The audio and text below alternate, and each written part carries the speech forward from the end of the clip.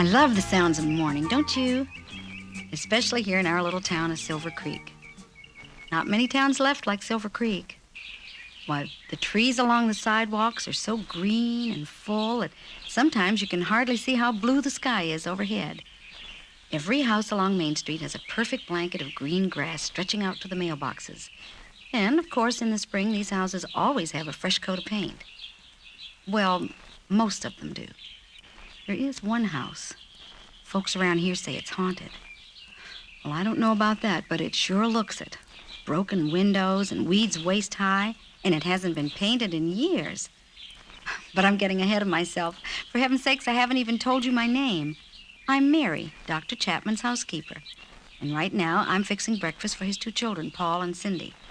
Well, I've taken care of them for years, but since their mother passed away a while back, they especially need me now. Excuse me while I get Benji's breakfast. Well, wait a minute. I didn't tell you about Benji, did I? Well, around here, everyone loves Benji just like he was a member of the family, especially Paul and Cindy. And for good reason. Why, they shared the biggest adventure anyone has ever had in Silver Creek. It all started last summer. In fact, it was on a morning just about like this.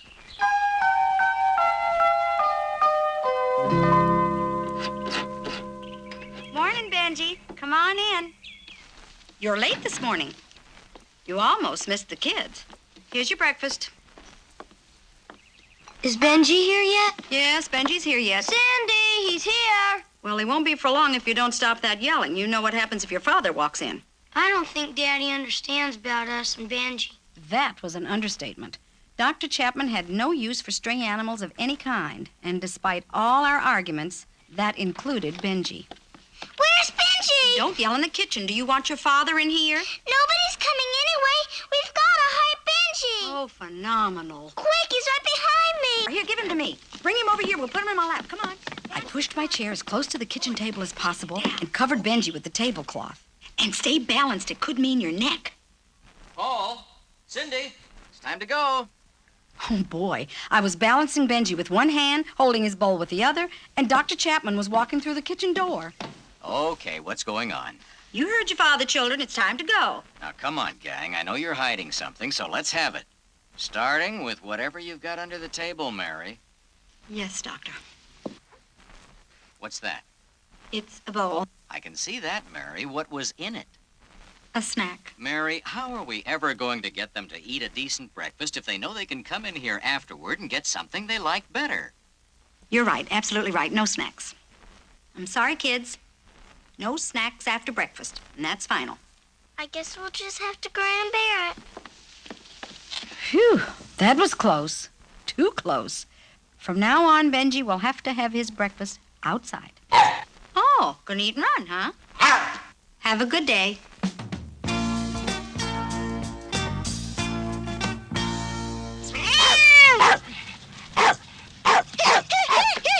Stop it! Stop it! That's Mrs. Finster. She lives across the street. She's famous for 2 things, her prize-winning roses and her beautiful white cat. You leave my sweetie Petey alone! Oh, you primitive, uncultured cur! Sweetie Petey ran for the nearest tree as Benji continued barking. She was terribly stuck up, even for a cat. As for Mrs. Finster, Benji knew she was quite harmless. All bark and no bite, so to speak. I'm going to tell her to go for you one day. And she'll do something dreadful. Then you'll be sorry. You have no decency. He was late today.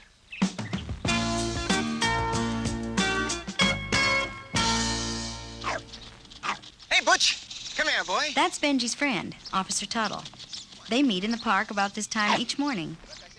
It's a funny thing. Some stray dogs might try to avoid a policeman, but not Benji. He always stops for red lights. He looks both ways before crossing the street, and he never chases cars. So why shouldn't he be friends with the policeman? Hey, guess what? Nancy and I set the date. In 2 months, I'm going to be a married man.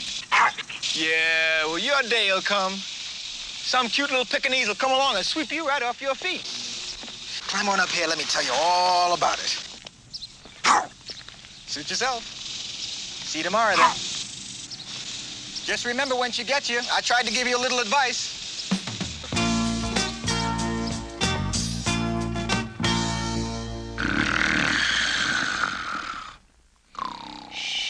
That's Bill. He owns the cafe on the square. He's worked there as long as anyone can remember. Well, sometimes he works. Oh, hello, Sam. Hey, where you been? You let me sleep too long. I ought to be in there getting ready for the rush. Today's a homemade stew special. You know how long that takes? Well, I better get a move on. I'll get your pay. It's just inside here. Benji's pay was always the same. A big, juicy, leftover bone. There you go. Here's your bone.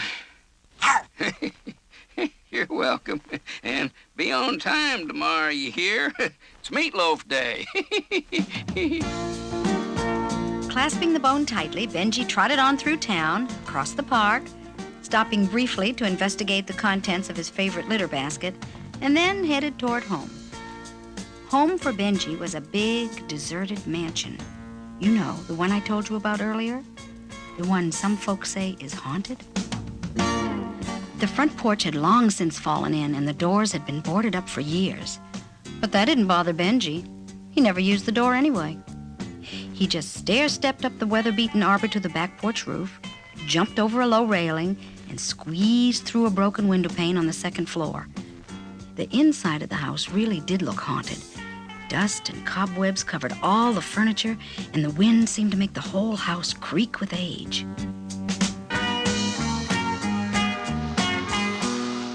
At least everyone hoped it was the wind.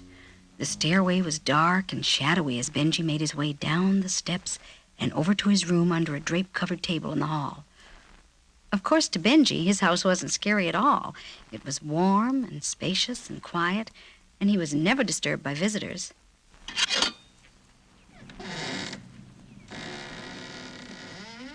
At least he never had been before today. Well, go on in. It was your idea. You go first. Oh, for pity's sakes, I'll go first. Let's just get inside before somebody sees us. Benji watched quietly as two men and a girl walked right into the hallway and looked around. One of the men put a big paper sack on the floor right next to Benji's table. But Benji didn't move. This place is great. It's perfect. I think Mitch will like it a lot. I don't know, Linda Sue. One of the men walked over to the sack and pulled out a small tin can. Benji watched carefully as he pulled the tab that opened the top. It wasn't dog food. Benji was sure of that. It smelled too good. His mouth watered a little as the man took a bite. Well, I think Mitch will like it, and he'll make the final decision. I'm glad you thought of it, Henry. Come on, let's go. All right. Just for the record, I ain't glad you thought of it, Henry. This place gives me the screaming creeps. Benji waited for the door to slam.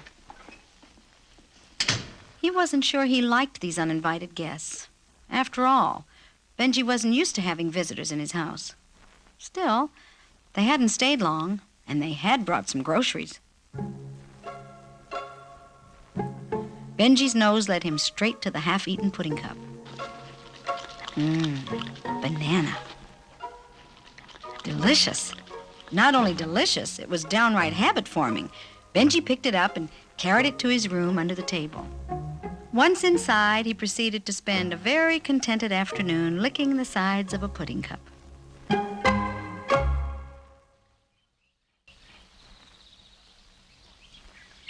Next morning, I let Paul and Cindy give Benji his breakfast, but this time on the back porch. We weren't taking any chances. Okay, kids, you better get on up front before your father comes back here looking for you. Well, what is this? What do you think? Oh, you brushed him out, sure. We didn't have time to finish my side. Does it make him not look like a stray? Why, I never really... Oh, now I see. This is for your father's benefit, isn't it? We figured if we made him look real nice, then Daddy would like him. We even bought a real dog brush with our allowance. Kids, I'm afraid the problem is a bit more complicated than just making him look nice. It'll help, won't it? Now, Cindy, I never We said... have to be right, because you're on our side. And you always say right wins over wrong. Oh, boy. As you can see, I had my problems. But Benji's day proceeded as usual. After his regular encounter with Mrs. Finster and Sweetie Petey, he headed for the park. Well, I can tell you've given some thought to our little talk yesterday. Got yourself all dolly-doed up and slicked down. Oh, don't tell me. I know when a guy's out looking. Benji had no idea what Officer Tuttle was talking about. To tell the truth, Benji never was much of a ladies' man. And besides, who had time for girls anyway? He knew his friend Bill would have one of yesterday's bones waiting for him at the cafe. So much for girls. He'd take a bone any day of the week.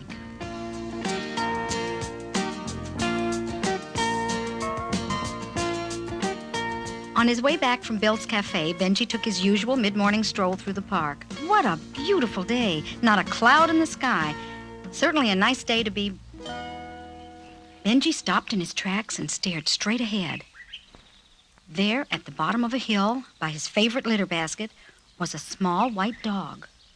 A small white girl dog. A beautiful girl dog. Oh, her hair wasn't combed and she was kind of muddy, but just the same, Benji could tell she had a lot of class. Not at all like the other girl dogs in town. Benji dropped the bone and began walking down the hill. Now he could see that the other dog was circling the litter basket, hoping to find something to eat, and obviously much too engrossed in her search to give Benji any of her attention. Benji made his move. He never was the subtle type. Maybe the little girl dog thought Benji was going to steal her few scraps of food. But for whatever reason, she gave an unfriendly bark and continued her search. Benji tried again. Still no response.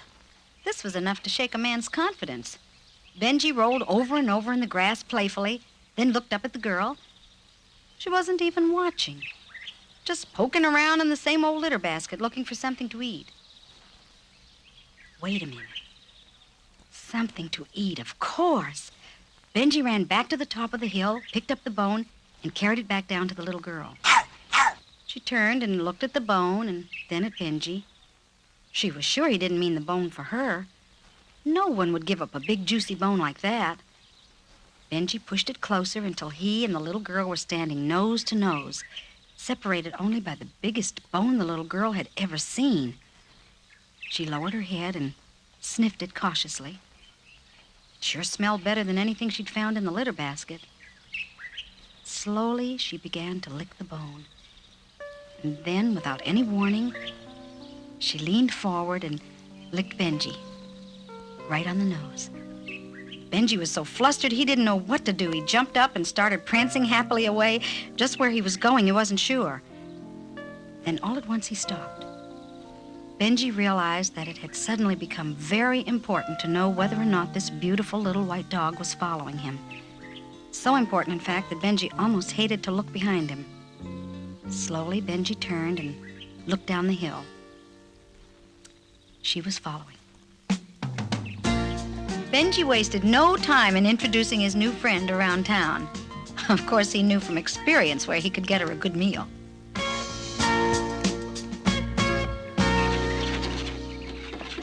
Benji, is that you? What in the world are you doing here at this time of day? Oh, well, what do we have here? Well, Benji, I'd say you've got a mighty highfalutin-looking girlfriend. You're not over your head, are you? Dumb question. Well, if you're going to be a regular, we're going to have to think of something to call you, but I don't know what it'll be. Now, he was easy. He looks like a Benji. But you look like Park Avenue, and I'm just not up on high-class names. The closest I ever came to Park Avenue was when George used to tell me that someday he was going to make enough money to take me to Tiffany's and buy me anything I wanted. Say, we could call you Tiffany. To me, that's about as high class as you can get. Then Tiffany it is. I watched as Benji and Tiffany romped happily off, not even remembering to take along the big juicy bone that had brought them together. I had never seen Benji so happy. He and Tiffany ran and ran until they both fell exhausted in the tall green grass.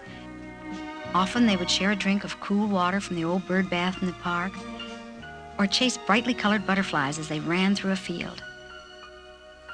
And if indeed Benji was just a floppy-eared stray dog, in Tiffany's eyes, he was a champion.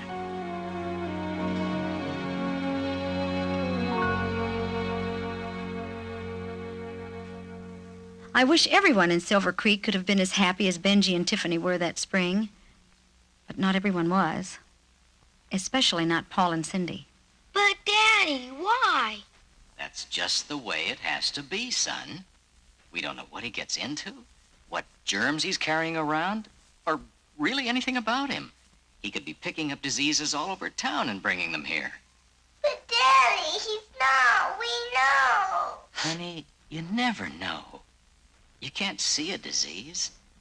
Believe me, I've been there, and it's just not worth the risk to the family. I'll get you any kind of dog you want, and we'll build a fence around the back. We don't want any kind of dog. We want Benji. Why can't we build a fence for Benji? Mary and I talked about that, and... Honey, Benji is a very special kind of dog. He's been on his own a long time now. I think he'd be very, very unhappy if you penned him up. That's the hardest part about love sometimes, doing what you know is right for the one you love, even though it hurts you a whole lot. Now, that's what your father is trying to do for you, and that's what you should do for Benji, if you love him.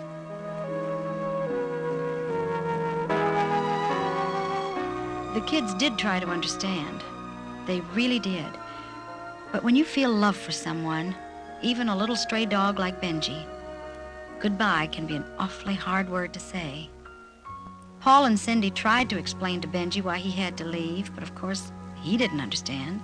He just walked over to where Cindy was sitting and licked a big tear from her face. And you know something? The kids weren't the only ones that were going to miss that little pup. He was quite a dog. Quite a dog, that Benji.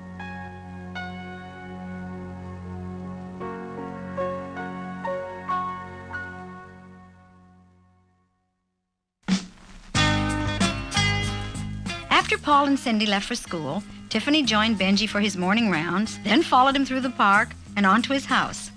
From his vantage point high on the roof, Benji watched anxiously as little Tiffany struggled to follow. It wasn't an easy climb for a little dog like Tiffany, but with some coaxing from Benji, she made it just fine. Hey, wait a minute. Come here, Henry. Look at this. Benji and Tiffany stopped at the top of the stairs. Visitors again. This could easily become a nuisance. That sack wasn't tumped over like that yesterday. Oh, come on, Riley, knock it off. Well, you can walk away calmly saying knock it off if you want to, but where's your pudding cup? My what? Didn't you leave a pudding cup sitting on this chair? I don't know. Maybe we've got trained pudding cups. How should I know? Now, don't bug me. Just right. Benji and Tiffany watched as the tall, skinny man sat down at a desk. He had a whole stack of funny-looking purple paper with raggedy edges. He picked up the top sheet and started writing, while the other man looked over his shoulder. Well, it's working. What do you mean? Doing it left-handed so they can't identify the handwriting. They can't even read it, so how could they identify it? Benji saw the man grab the piece of paper, wad it up, and throw it on the floor behind him. It landed at the foot of the stairs, right in front of Benji. Oh, I'm sorry, Henry. I don't like this place. I don't even think I like this deal, and I'm just nervous, that's all. Well, we don't have time to be nervous. Get out of the way. The other man sat down, took another sheet of purple paper, and began writing. Here's the note. Now get going. Benji ducked out of sight as the two men walked toward the door. Benji heard the door slam, then watched as the man called Henry walked back through the hall, right by the stairs, and into another room. Benji hesitated a minute, then decided it was safe. And Tiffany followed him as he eased down the stairs and across the hall, pausing just a moment to sniff the crumpled piece of paper on the floor. He'd never smelled paper like this before. It smelled sweet, like Mrs. Finster's roses. All right, get inside.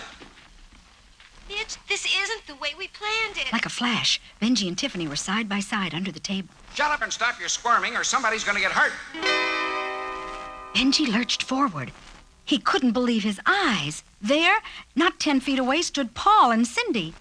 Their hands were tied behind them and handkerchiefs covered their mouths, and Benji could see tears on Cindy's face. You don't have to shove them around. What are they doing here? I don't know, Henry. I promise I don't know. It's Mitch. Well, Mitch better get to explaining fast, or Mitch will have this whole thing in his lap. They're supposed to be out in the country looking at a horse. I bargained for a simple con job, not kidnapping. Well, you've got kidnapping. All of you. Now get these kids in there, like I said. Look, I don't like this setup a bit. Deal me out, Mitch. I'm leaving. Not so, Henry. Come on back. No chance. Hold it, Henry. I'll shoot. Benji saw the flash of cold steel in Mitch's hand. Once, years before, on a dark, deserted street, Benji had seen a man raise a gun like that. He remembered the scream and the loud explosion. Now he knew that Paul and Cindy were in serious trouble. Okay, get in the other room. Benji watched the two men walk into the next room. He followed them very slowly. Somewhere he could hear Cindy crying softly. He knew that she and Paul needed more help than he could possibly offer. He walked back to the table and gave Tiffany a reassuring nudge.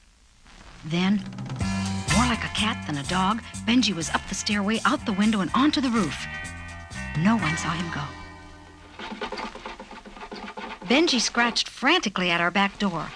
Almost exhausted from his crosstown run, he waited for someone to come to the door. But no one did. He tried barking. Someone must hear him. Still no answer. Benji was desperate. He managed to work the edge of the screen door with his paw until he was just able to get his nose inside. And quickly he pushed his way into the kitchen. No one. Cautiously, he made his way into the hall. Benji knew he wasn't supposed to be here, but he also knew that Paul and Cindy were in danger. Besides, he was sure he could make us understand, somehow. He stood at the entrance to the living room and looked around the corner. The room was full of strangers. Benji caught a glimpse of Dr. Chapman and me across the room. He darted toward us. Suddenly he stopped short.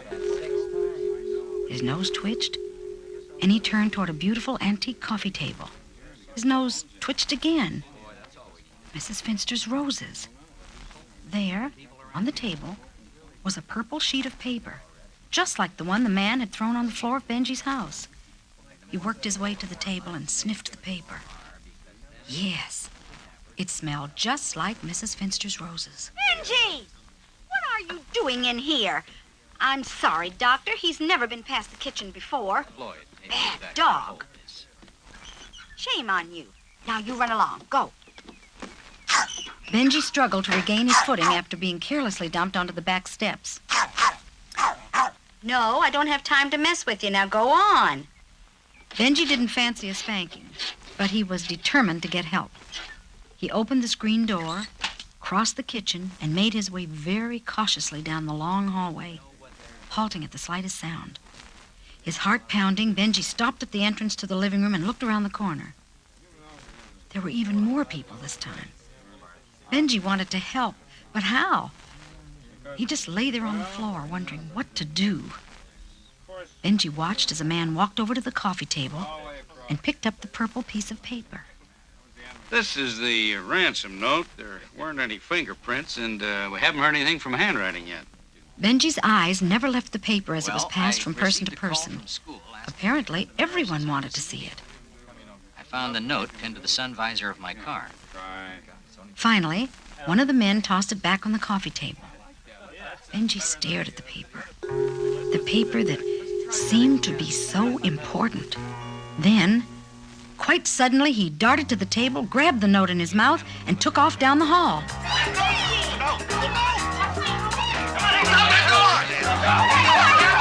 Benji scampered down the hall. It was just as he had hoped. Everyone was following him. They did understand.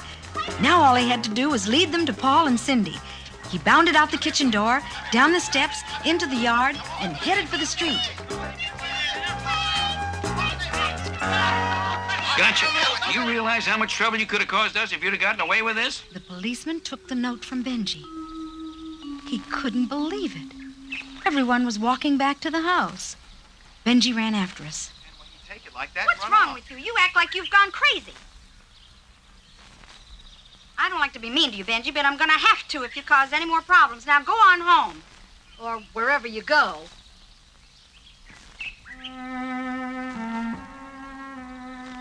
Benji was broken-hearted as he slowly walked across the lawn and began making his way down the deserted street. He had never felt so alone. He stopped at Bill's Cafe, even though he knew it would be closed. Benji pushed his wet nose against the glass door. No one. Even the park was deserted. Benji knew Officer Tuttle could help Paul and Cindy, if only he was here. If only. Benji climbed up on the park bench and tried to relax, but something deep inside just wouldn't let him. In the distance, he heard footsteps. Benji turned to look. It was just too good to be true. There, walking toward the big brick building on the other side of the park, was Officer Tuttle. Benji was running even before his feet hit the ground. Tuttle was too far away to hear. As Benji raced toward the building, he watched Tuttle walk up the steps, pull open the big wooden door, and disappear into the building. Benji ran frantically toward the huge wooden door that was closing much too quickly. He took the step with one great leap and squeezed through the door at the very last instant. Benji stood looking down the longest hall he'd ever seen. There was no time to catch his breath. He had to find Tuttle. He sprang forward and suddenly found himself lying flat on the slick, highly polished floor, his legs completely out of control.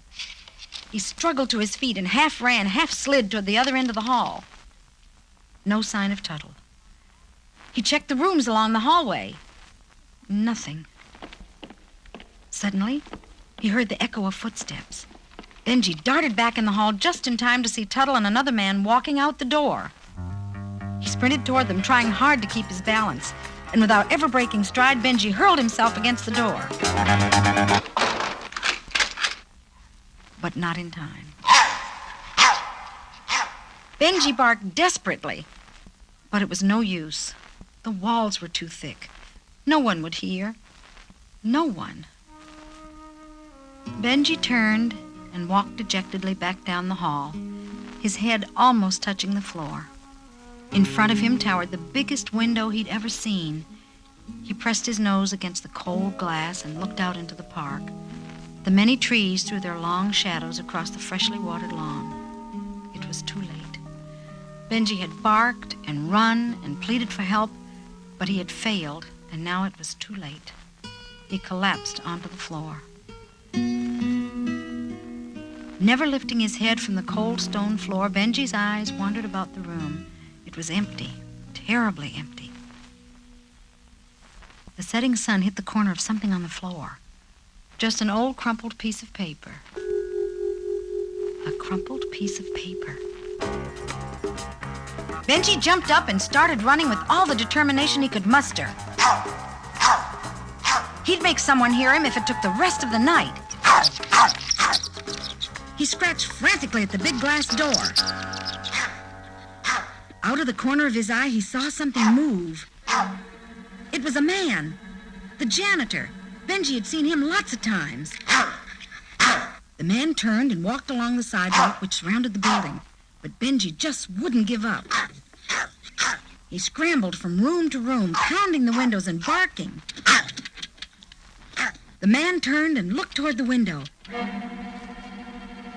Benji's heart stood still. Did the man see him?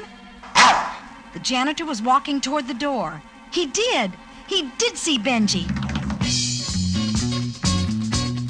Benji's feet hardly touched the ground as he ran toward home.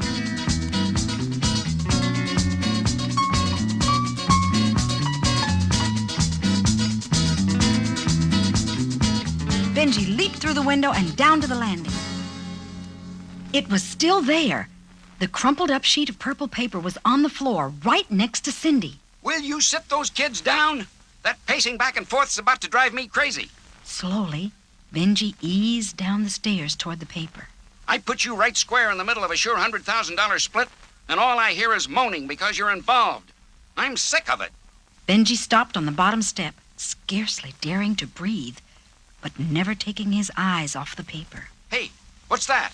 It's a dog. It's the kid's dog. How'd he find us? Look, he's got the ransom note. What do you mean he's got the ransom note? How could he have the ransom note? It was a sloppy try. It was the first one. I threw it away. Benji held the note as tightly as he could and slowly backed toward the wall. Come here, dog. Come, nice doggy. Three Come on, grown give us- men hovered around him, separating him from the stairway.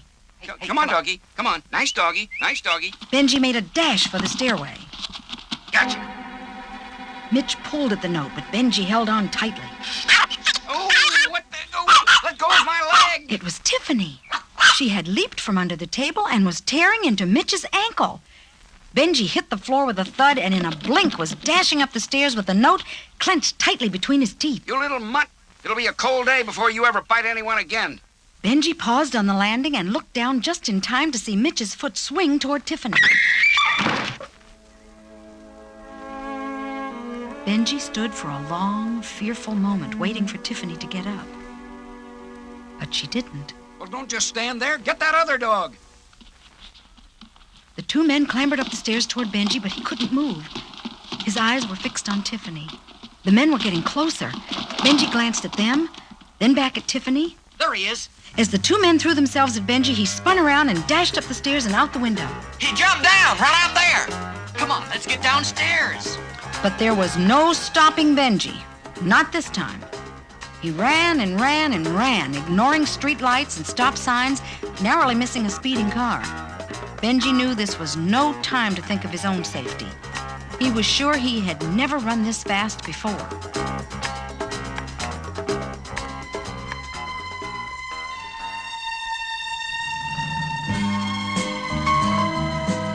The wind whistled in Benji's ears, and the houses and trees in front of him were just a blur of color seen through his tear-filled eyes. But the tears were not for himself. They were for his friends. Tiffany. He could still hear her cry as Mitch kicked her. He remembered the way she just lay there, so helpless, so alone. Suddenly, Benji knew how very much he cared for Tiffany. He wondered if they would ever again spend a summer afternoon playing in the park or chasing butterflies in the field. And Paul and Cindy, they were the best friends Benji had. It was Paul and Cindy who always found time to play with him, feed him, even brush the stickers from his coat. He could still see Cindy, tears in her eyes, so very frightened, and Paul trying so hard not to be afraid, trying so hard to be a man. Thoughts raced through his mind. The gun in Mitch's hand. Tiffany. Paul. Cindy. Then, almost before he realized it, Benji was in our backyard running up to the door. This time he didn't even bother to bark or scratch. He nosed open the door, ran across the kitchen, bolted through the swinging door, and raced down the hallway into the living room. Oh, look. Isn't he cute? The voice startled Benji. It was Linda, Mitch's girlfriend. What was she doing there? As she started toward him, Benji backed away, holding the note tighter than ever. Mary, please get that dog out of here. Benji, come Let me here. see what you've got there. Linda grabbed the paper and tore it from Benji's mouth. Benji snapped at her. Benji, what is the matter with you? Stop that this minute. Do you hear me? Somebody's old grocery list. Benji, hush. Well, I have to be going. Benji watched as Linda stuck the note in her purse. I'll show you to the door. Thank you for coming, Linda Sue, and I'm sorry about this dog. Don't worry about it. Benji kept looking, never taking his eyes from the purse. This was his last chance. He had to get away and get to that purse, and there was only one way to do it. Mary, what's the matter? He bit me! Hold it. Benji grabbed the purse, jerking it to the floor and scattering its contents all over the hall. He grabbed the piece of paper, ran toward me, and leaped into my arms. Come back here, dog! Give that to me! What is wrong with you? Benji seemed to shove the crumpled old grocery list into my hand, and I... But wait a minute. This was no grocery list. Dr. Chapman? No! Tim Samuels? No, please! No! It's another ransom note. Are you sure you got the original? Right here. Linda Sue, where are Paul and Cindy? I don't know. But there was someone in the room who did know. At last we understood. Benji darted out the back door. It had worked. Everyone was following him. He took off across the street, through town, past Bill's Cafe, down the alley, across the park, past house after house. It was getting dark, so Benji turned to make sure we were following. Everyone was out of breath, but we were trying to keep up. Benji ran on into the night. It didn't work, Mitch. She's not coming. We gotta get out of here and get to a safer place. Now. Sit down. We stay. Don't let that dog get away. I'm with him, boy. Don't lose him now. Forget it! We're going now. You either use your gun or come with us. All right. We'll go. Pack up the kids. Hurry up. Oh, stop someplace. Where's this dog going? Don't let him get away! Okay, get the kids out on the porch. Make sure the coast is clear. It's all clear. Let's go. Don't move a muscle. Now let him down, nice and easy. Benji watched as Lieutenant Samuels took the gun from Mitch. Are you kids okay? Did he hurt you? Well, we'll take care of them where they won't bother you again. Cindy, Paul! Are you all right? Suddenly, everyone was hugging everyone else, even Benji. Or should I say, especially Benji. But Benji had someone else on his mind. Benji sat by the door of Dr. Chapman's office for what seemed like hours. Finally, the door opened slightly and a tiny white dog hobbled out wearing a small white cast on one leg. You should have seen her, Daddy. She was really brave. So was Benji. We owe them both a lot. There's no doubt about that. Benji never took his eyes from Tiffany as we walked along the moonlit street toward home. Would you say they're kind of like heroes? I'd say they were definitely heroes. Well, if we owe a lot and they're heroes, it wouldn't be right to send them out in the streets, would it? I don't know, Mary. You ever seen any heroes that got turned out into the streets? Not too many. Then can they go home with us? Please, Daddy, just till Tiffany gets well. Oh, I'm afraid we might get too attached to them by then, so maybe we should just plan on them staying with us for good. Unless they get tired of us. Come on, we're going Do home. we have to build any fences? No fences. I have a feeling Benji will be sticking pretty close to home now, at least until Tiffany can travel better. By then we can love him so much, he'll want to stay. I don't know anyone more qualified to do that than you two. Paul and Cindy did love Benji, now more than ever. So did I. And believe it or not, so did Dr. Chapman. In fact, sometimes I think he loves Benji most of all. That's just the way love is, I guess. I feel love all around. I can feel it shining down. It lights up the day like the morning sun, reaching out and touching everyone. I feel love all day long, like a promise, like a song, and it's feeling good, like I knew it would. Everywhere I go, I feel love. I feel love. Yes, I do. I can feel it. So can you. It's a rainbow washing rainy skies.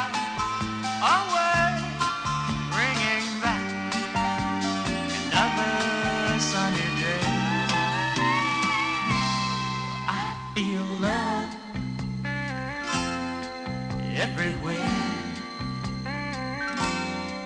It's like magic in the air. Yeah, it's me loving you, loving you.